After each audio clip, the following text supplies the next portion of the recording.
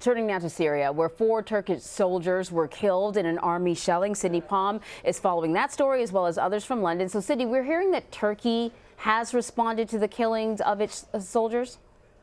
And Marie, in a rare clash between Turkey and Syria, Turkey's defense ministry says they hit targets in northern Syria after 6 of its soldiers were killed from intense shelling by Syrian government forces.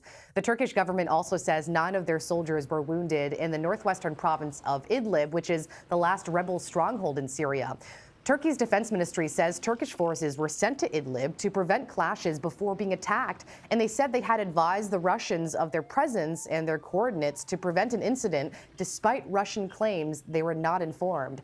Syrian President Bashar al-Assad's forces, backed by Russian air power, have made advances in the region recently, prompting Turkey to warn it could launch a military operation in Idlib province until fighting stops. To Italy, where Italian police have given out over 160 fines in less than 3 hours to people ignoring a newly imposed driving ban in Milan. The one-day ban, which ran through the day yesterday, was implemented in an effort to improve Milan's problem with smog. The driving ban did not apply to electric vehicles or the disabled. Fines are hefty. It's $180 for those defying the ban, and this is part of an ongoing experiment to try to curb Italy's high levels of pollution.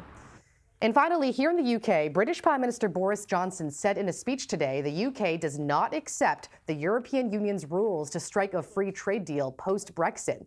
The UK officially left the EU on January 31st, but formal trade talks won't start until next month.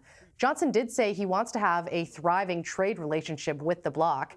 If there is no trade deal by the end of this year and the negotiating period isn't extended, the UK could face an abrupt and disruptive break from the EU, Anne-Marie. And who knows what that could look like, Cindy. Thank you so much. Who knows? Thanks.